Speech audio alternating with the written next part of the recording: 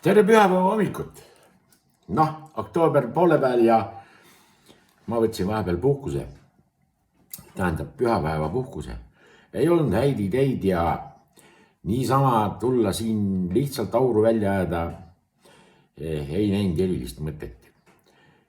Ja siis on niimoodi, et nüüd ma mõtlesin ühe asja välja. Ma olen vist teinud küll ossivile, aga ma täitsin teda minu arvates praetud sibula ja porgandiga, et oli nagu sees täidetud ossivile, aga täna me teeme sellise vile, et paneme selle ossivile marinaadima ja hiljem küpsetada ahjus.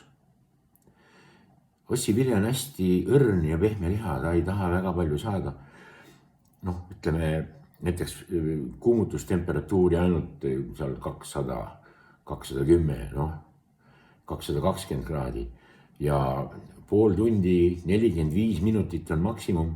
Oleneb muidugi, kui suur sul see vile on läbinud tal, kui on ikka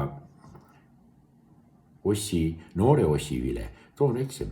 Aga vana ossi vile on üldse jämedam ja selline erinev.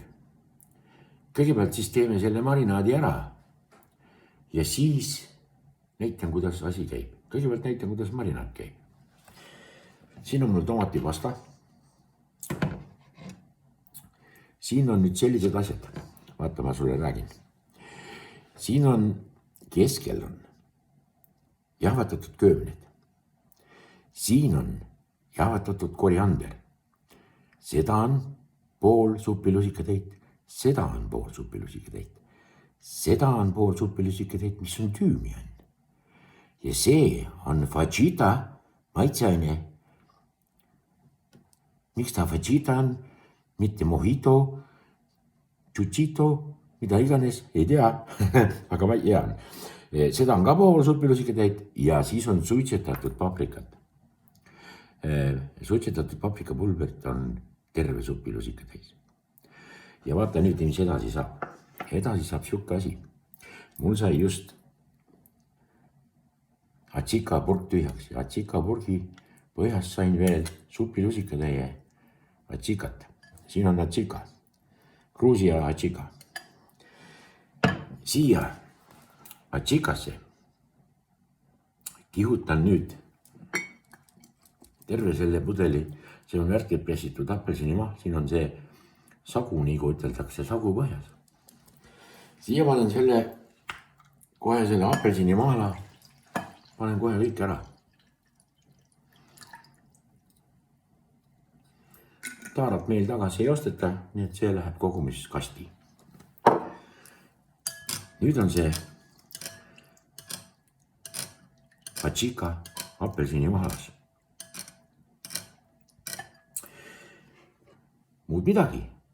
Virutame siia kõik need asjad sisse.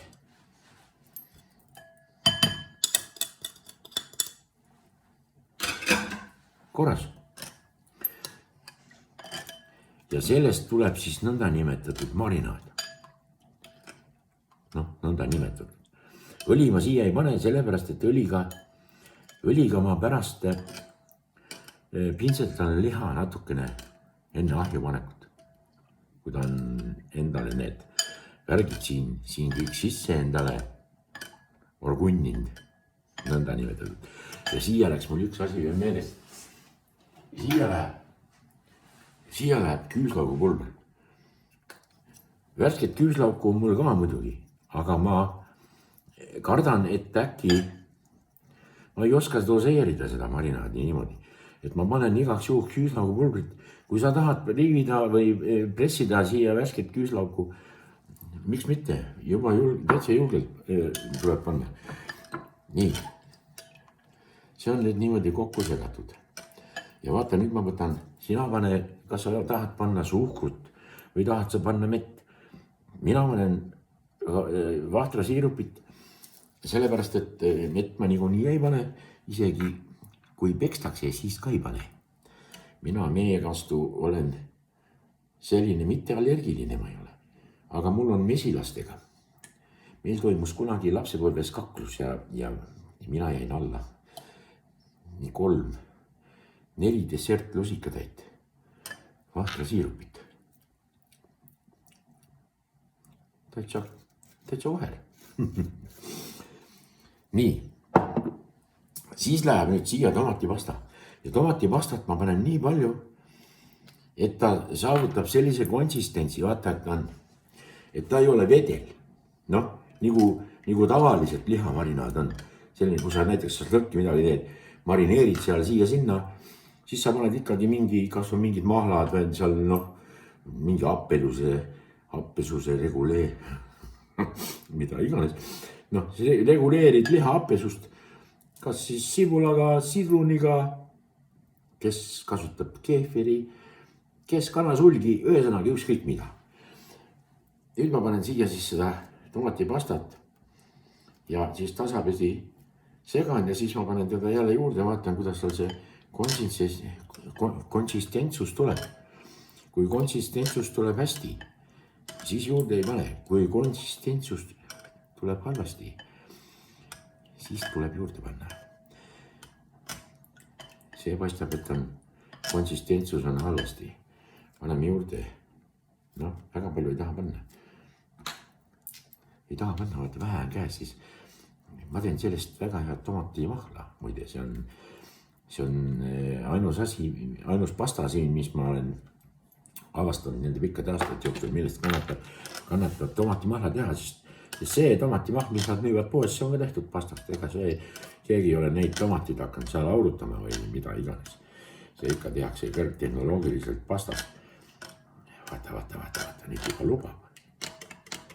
Aha, ära pritsi. Nii. Ja siis on viimane, on prantsuse sinepiseemned. Need on, ta ei ole sinep, ta ei ole terav nagu sinep, aga ta annab pikantset maitset. Ja seda ma panen kohe niimoodi teelusikade kuhjaga. Tubli mees, väga hästi paned. Nii, vaata, nüüd on see asi meil on selgas, selles suhtes selgas. Ja veel üks asi, mis ma sulle räägin. Vaata, kui sul nüüd see liha on ära marineerinud. Asi on selles, et ta tahab marineerida miinimum 8 tundi. Veel parem, kui sul terve öö 10-12 tundi marineerib. Siis on täitsa kindel laks. Ja see on nüüd